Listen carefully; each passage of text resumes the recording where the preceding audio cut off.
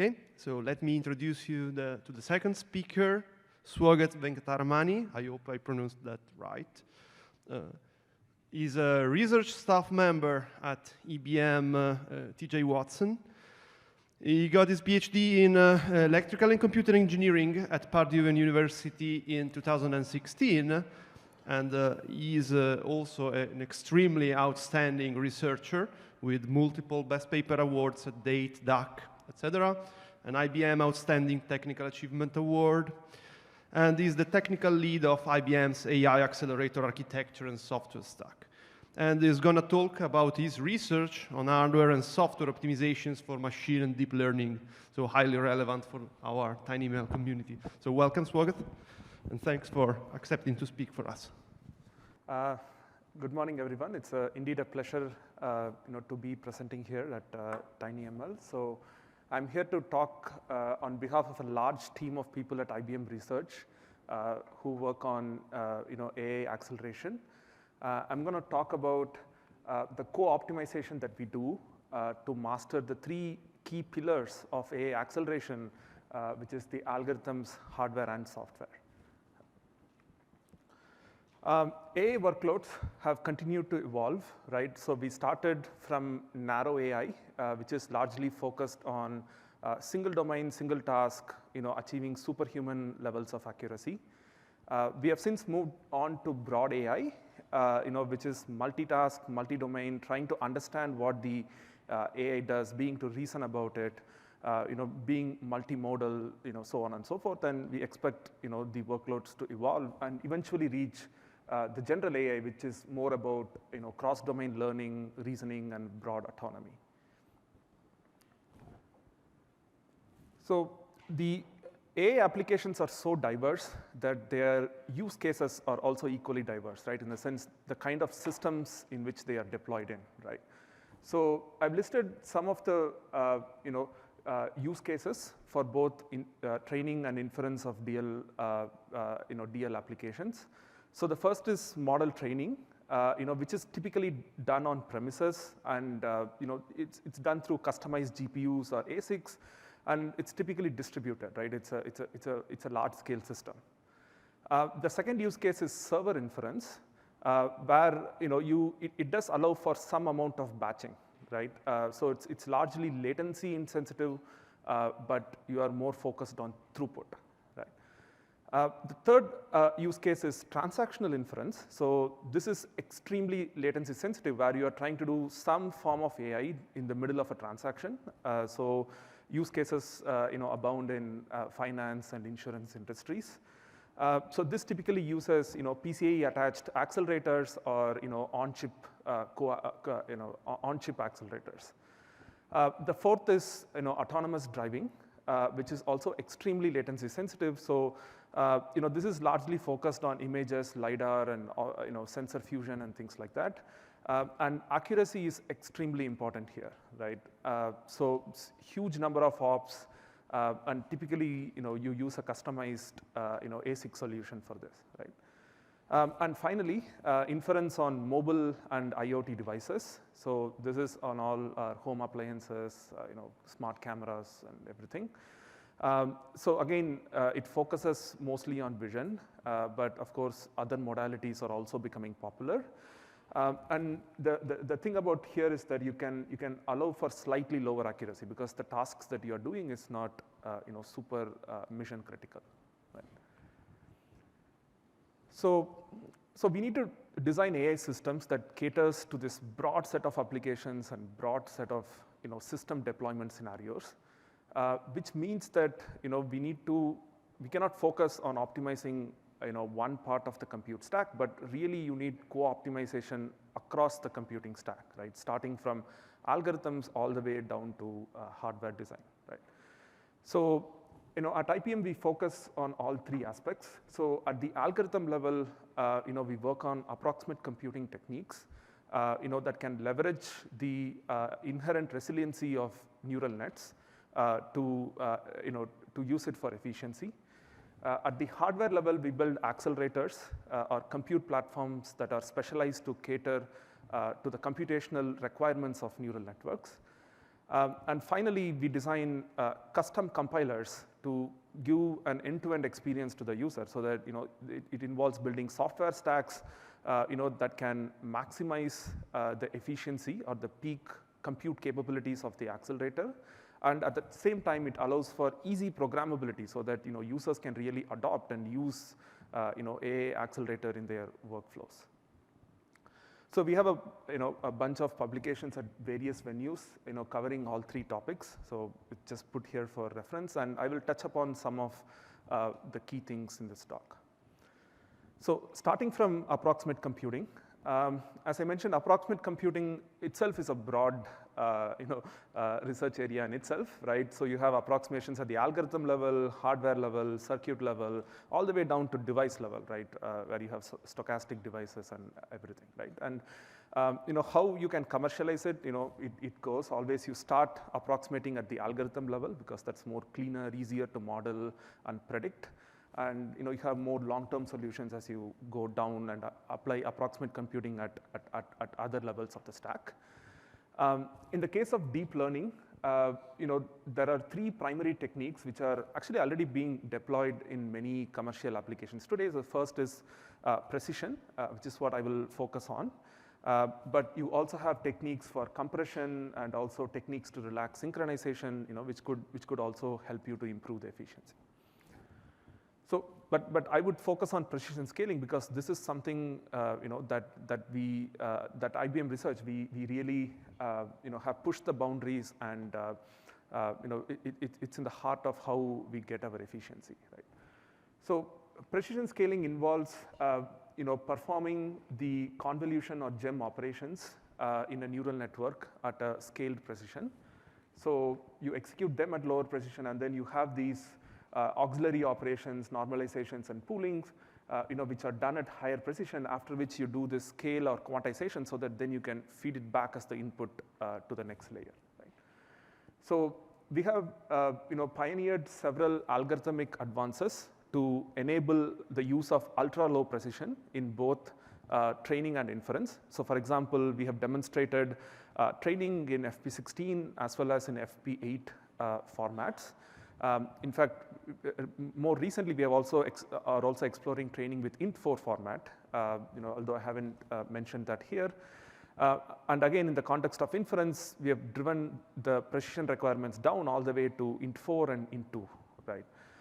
So, and you could see the roadmap here, right? So starting from 2015, we have driven down both the precision requirements of both training as well as for inference, along the years, and we continue to push this forward. But one key takeaway I want to point out is that the precision requirements vary across deployment scenarios, application domains, or even operations or layers within a network, right? Because depending on the sensitivity of the application, the domain in which you are using, whether it is CNNs, LSTMs, transformers, what operation you are doing within the layer, everything influences the precision that you can use. So therefore, having this support for mixed precision is critical in the context of AI. So just to show a couple of things, so training with FP8, so we investigated several FP8 formats, and we have a hybrid FP8 representation, which has a flexible number of bits for mantissa and exponent. And we have shown that we get state-of-the-art training accuracy on networks from several domains, right, including images, speech, transformers, all of them. Same thing in the context of inference, right? So we have techniques for clipping activations, techniques that look at weight distributions to shape them in a manner such that they don't incur any accuracy loss as you scale down the precision. And at int4, we are able to get very close or less than 0.5% accuracy degradation, for a wide range of benchmarks, right? So these algorithmic studies are critical for, or really lay the foundation for us to, build and develop hardware and software systems on top of it. So next, I'll move on to hardware accelerators. So these are some of the key design principles that we employ in accelerator design. The first thing is, AI is not about just conv and gem operations, right? It's not just all convolutions and matrix multiplies, but it is also about the other operations that come with it, right? So one has to really focus on end-to-end performance, right? And also the notion of mini batch plays a big role in the kind of efficiencies you can achieve. So, based on the application context, you may have to go and support all the way down to mini batch of 1, yet achieve the high utilization, right? Which is a big challenge. The second thing is what I talked about first. So you want to make sure that you get the model accuracy, right? In some cases, 1 or 2% may not be acceptable, right? In certain application domains. The third is power efficiency. I think Jason also touched upon this in his talk. So, at the end of the day, this is an accelerator. So you want to make sure that your power is dominated by the compute elements, right? It's not held up in the SRAM or in the interconnect or wherever, right? The fourth is having the flexibility and programmability. So you want to support neural networks from various domains, right? And they're very, very heterogeneous. So you need to have a design that is both flexible and also easy to program.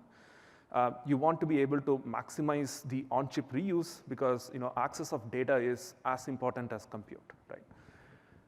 And finally, scalability.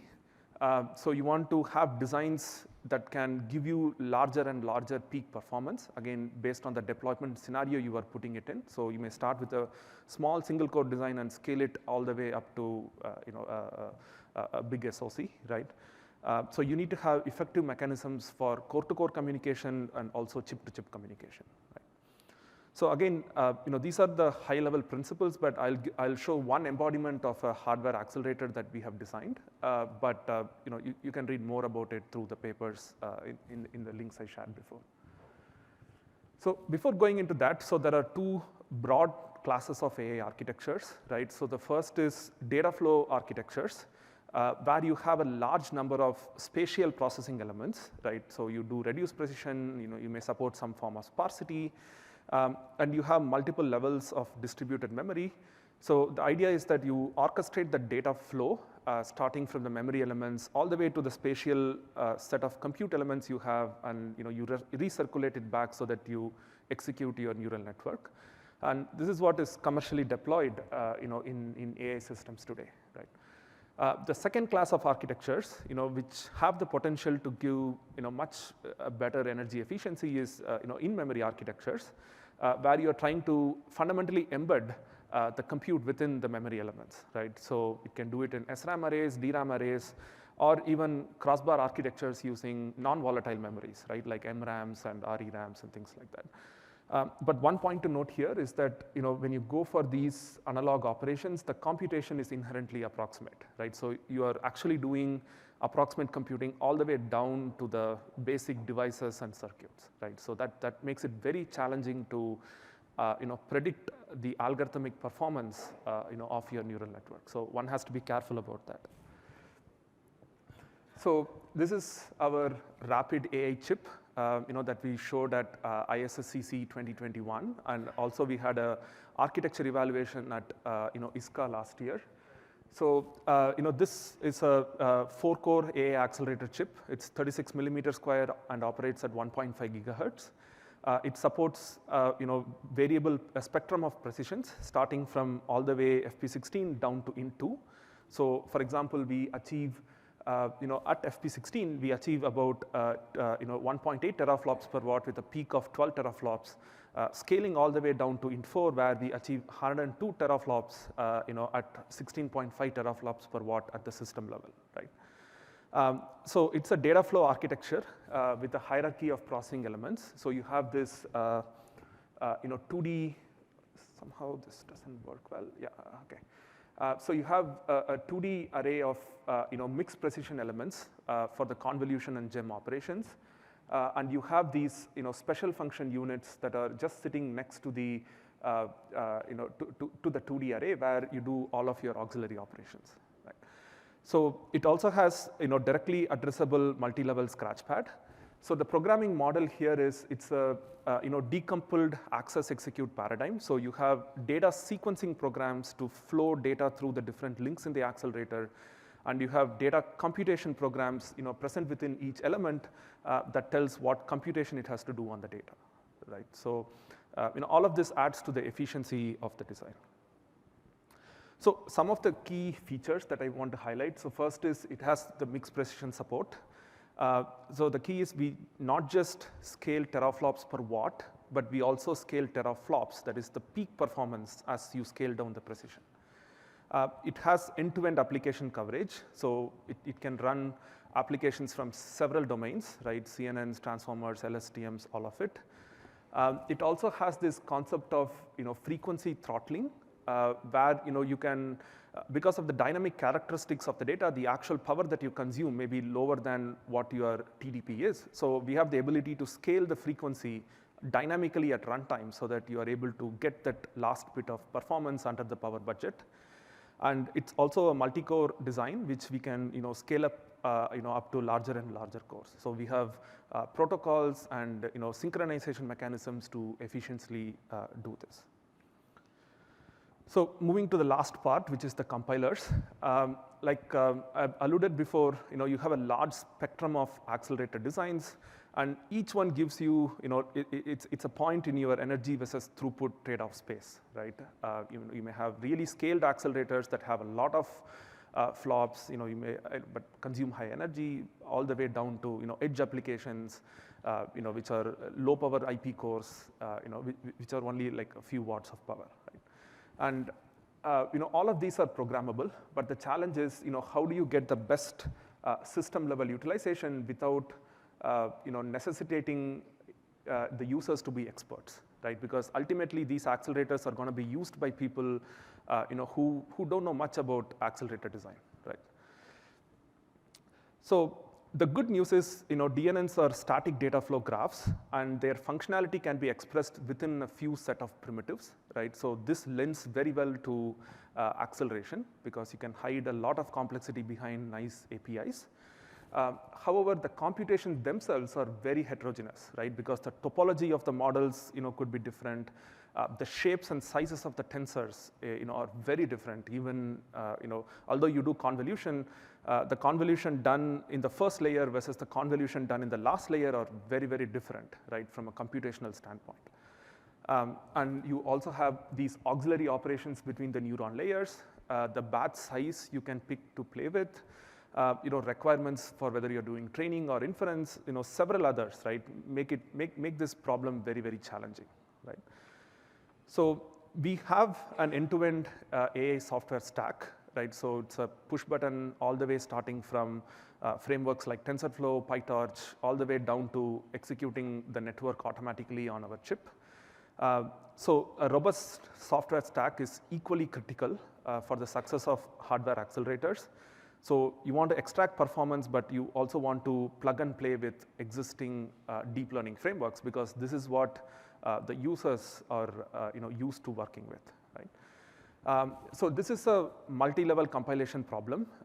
It's very different from your traditional compiler optimization. So it involves optimizations at the graph level, at the node level, at the layer level, all the way down to optimizations that you do at the program level for use of registers and everything, right? So it's inherently a multi-level compilation problem. So the key here is you want to match the speeds versus the feeds, right? So because we are looking at data flow accelerators, at the end of the day, you need to make sure that the speed which the data enters the compute element matches the rate at which the compute element is crunching on the data, right? So we embody this fundamental principle in mapping the networks automatically.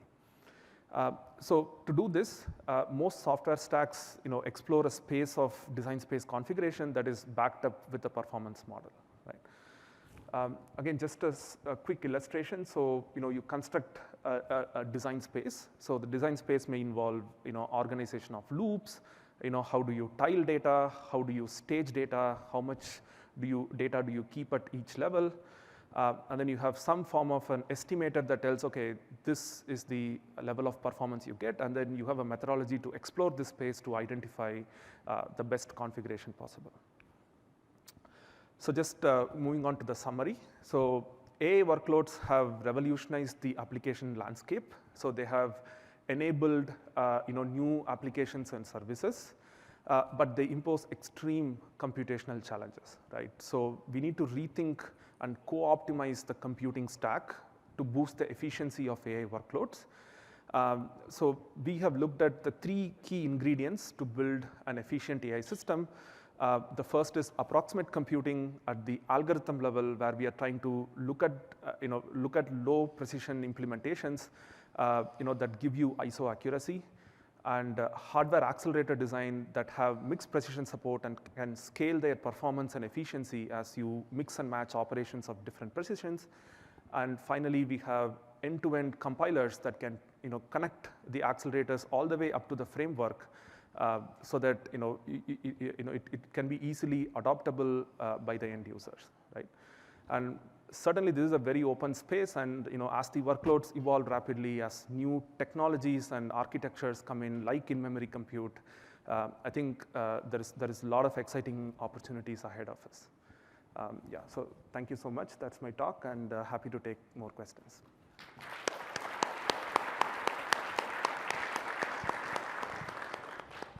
So thanks a lot, Swagath, for the exciting talk. Any questions? Hello, really interesting talk. I have a question, maybe more of a background question. I'm a software person. I suspect some people here are as well.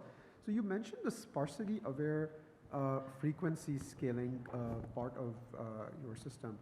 And I'd like to understand, is that really about saving energy, or does that also give you speed up? Right, that's a great question. I think getting energy benefits out of sparsity is the easy part of it, right? Where you just compute on zeros and then you save energy right there. So to really get performance, what you could do is, if you're given a power budget, you can say that, oh, for this layer I only, let's say, have 50% sparsity, so which means I'm, let's say, consuming 30% less power. If you're designing your circuits so that it can operate on a range of frequencies, then you could increase the frequency of operation so that you get a net boost in the overall performance, right? So you can translate some of the energy benefits into performance through the frequency throttling mechanism. Oh, that makes a lot of sense. Thank you so much. Well, I'll make a question of my own. You mentioned the low bit with floating point training on the device. And I was wondering if you can, let's say, tell us what makes it tick, what makes it work, because that's notoriously hard, but very relevant for this community, I believe. Yeah, absolutely. Yeah. So sorry, I didn't have too much time to go into the details. So a couple of things here, right? So first of all, we have what is called a hybrid floating point number representation. So for the forward pass, let me go back so that I can use the relevant slide here. Yeah. So for the forward pass, we have 143 representation. Of exponent and 3 bits of mantissa. So this is because the forward pass does not need a very high dynamic range, whereas the back pass uses 152, right, which is basically having more exponent bits because the dynamic range of gradients are much larger than the forward activations, right? So naturally, during your gradient computation, you need to mix and match the two. So your algorithm, should have the capability for this. So we have an FP9 format in our hardware that can, really do, take one operand in 143, one operand in 152, and you can put them together, right? And the second important thing is, well, the two other important things is, one is that the bias of the exponent is also programmable, right? So 2 power 0 is not always 2 power 0. You could bias it to some value so that you can really capture small numbers, right, that you need for your gradients. And also we have this concept of chunk accumulation because, accumulation is of small numbers, right, leads to rounding errors. So you need, when you're doing this accumulation, you need to do it hierarchically, right? You need to add it up to some number so that your partial sum is of some magnitude, and then you can accumulate these sums together, right? So the hierarchical accumulation really allows you to go down to, using FP16 for the partial sum accumulation level, right? So I think these three were very critical in, enabling this, this FP8-based training. Thanks.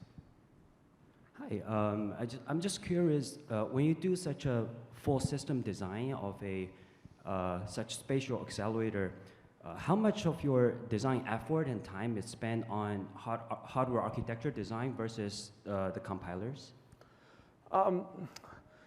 So compilers is sort of used in two ways, right? One is compiler is also used for architectural study because you need to know how much SRAM to put, and you don't know it unless you map the accelerator, right? So the compiler itself has two parts, right? So the common part of hardware and software is the mapping process.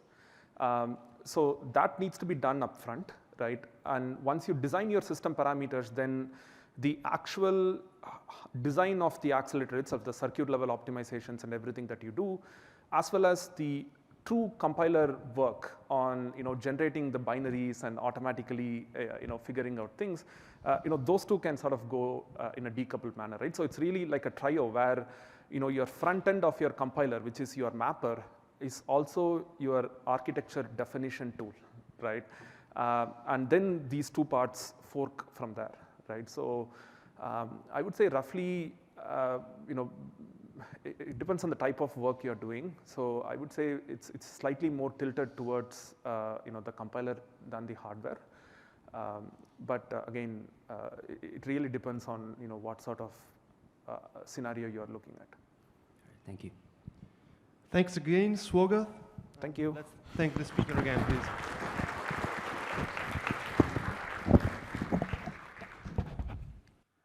And we are very thankful for our sponsors. The premier sponsor this year is Edge and Pulse. And then executive sponsors are ARM, DeepLight, Qualcomm, and Syntiant. Platinum sponsor, Analog Devices, BrainChip, Infineon, Clickertech, Latent AI, NXP, Reality AI, Renaissance, Sony Semiconductor, and Synaptics. Really very diverse company, great companies who are really driving tinyML forward. And gold sponsors for the Hub, Micro AI, Prophecy, Seed Studio, SenseML, ST Microelectronics, SynSense, XMOS. And we have a list of civil sponsors: Avion Devices, Aspinity, Seva, EMSA, Greenwave Technologies, Grovity, Hymix, HOTG, Imagimob, Itemis, Lattice, Nota, OmniML, PixArt, Plumerai, Kixo, Rachner, Rixen, SAP, StreamAnalyze, Texel, and Google. So we are very thankful for their support and, more importantly, for them being part of this community and driving it forward.